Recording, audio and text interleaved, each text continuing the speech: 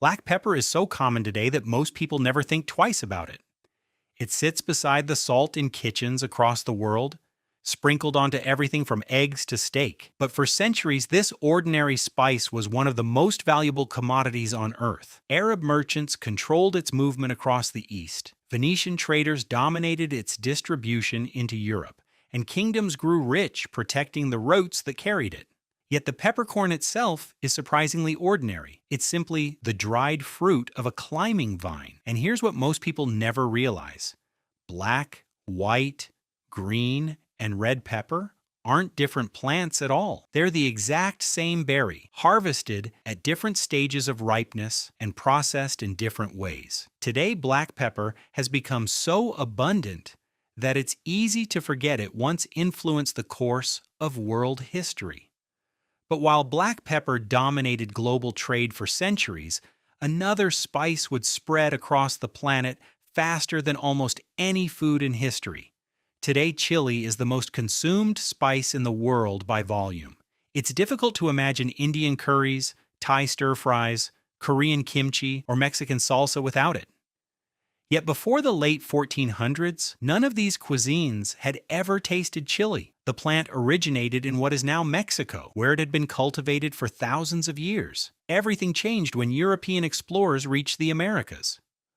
Portuguese and Spanish traders quickly recognized its potential and carried chili seeds across Africa, India, and Southeast Asia. Within just a few generations, local cooks embraced it so completely that it became impossible to separate the spice from their traditional cuisines. And despite what many people believe, the seeds aren't the hottest part of a chili. The burning sensation comes mainly from capsaicin, concentrated in the white inner ribs that hold the seeds in place. Removing the seeds alone barely changes the heat. If chili conquered the world in just a few centuries, cinnamon had already been shaping civilizations for thousands of years.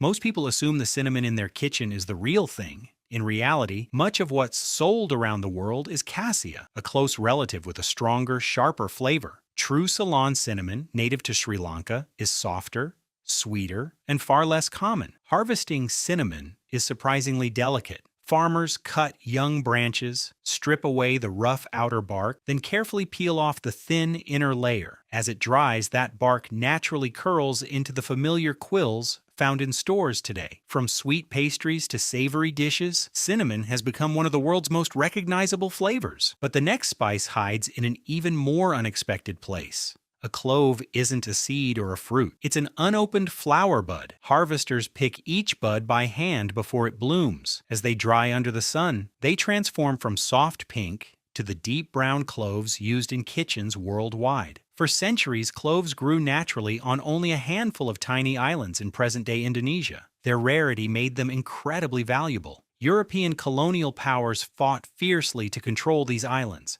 and the Dutch eventually established a monopoly so strict that they destroyed clove trees growing outside their territory simply to keep supply low and prices high. Even today, every dried clove tells the story of one of history's most fiercely contested spices. And if you think one spice coming from a flower is unusual, the next spice produces two completely different seasonings from the very same fruit. That outer layer becomes mace. The seed inside becomes nutmeg. Two completely different spices harvested from a single fruit. Although they share the same origin, they have distinct flavors.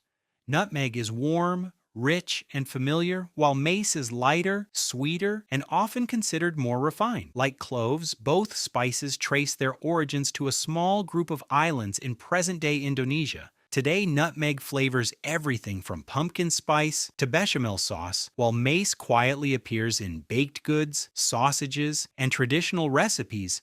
But the next spice didn't shape history through war alone. It traveled thousands of miles and connected civilizations that seem to have nothing in common. Cardamom is often called the queen of spices, and for good reason. It's the third most expensive spice in the world by weight, yet many people consume it without realizing it's there. Unlike most spices that grow on branches, cardamom pods grow close to the ground at the base of the plant. Every pod must be picked by hand before it fully ripens, making harvesting slow and labor-intensive. Native to the forests of southern India and Sri Lanka, cardamom spread through Arab trade routes into the Middle East, where it became a signature ingredient in Arabic coffee. One spice connecting India, Arabia, and northern Europe. But another spice connected civilizations even earlier. Cumin has been part of human history for thousands of years. Archaeologists have discovered cumin inside Egyptian tombs, where it may have been buried as food for the afterlife. Today, it's impossible to imagine tacos, falafel,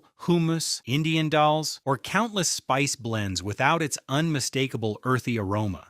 And despite looking like a simple seed, each cumin seed is actually the dried fruit of the plant. The next spice hides an even stranger secret. Almost every piece of ginger grown around the world is genetically almost identical. That's because cultivated ginger rarely reproduces through seeds. Instead, farmers simply cut pieces of its underground stem, called a rhizome, and plant them again, creating new plants that are essentially clones of the original. Ancient traders carried it across Asia, into the Middle East, and eventually to Europe, where it became one of the medieval world's most prized spices.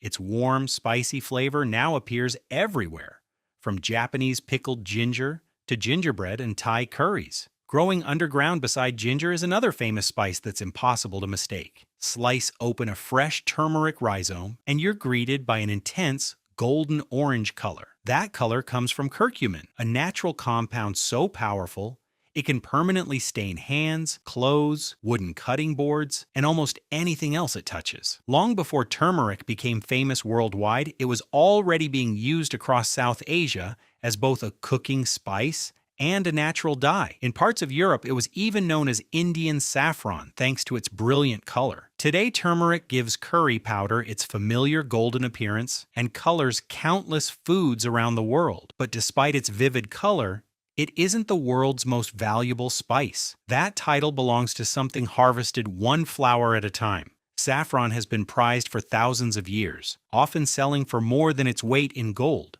Every saffron crocus produces exactly 3 tiny red threads, known as stigmas. Each one must be picked by hand within a short, blooming season that lasts only a few weeks each year. It takes hundreds of thousands of flowers to produce just a single kilogram of saffron. First cultivated in ancient Persia, saffron spread through trade across the Mediterranean, becoming an essential ingredient in Spanish paella, Italian risotto Milanese, and Persian rice dishes. Its incredible value isn't created by luxury, it's created by arithmetic. But the second most expensive spice owes its price to something even stranger, a missing bee. Vanilla comes from the seed pod of a climbing orchid native to Mexico. For centuries, people tried growing it around the world, but the plants refused to produce beans. Outside Mexico, the orchid's natural pollinator either didn't exist or was no longer present. That meant every vanilla flower had to be pollinated by hand. Even today, millions of delicate flowers are fertilized individually by workers during a short window before they close forever, a process that transforms nearly odorless green pods into the rich vanilla aroma recognized worldwide. It's one of the most labor-intensive crops on Earth. The next spice hides its power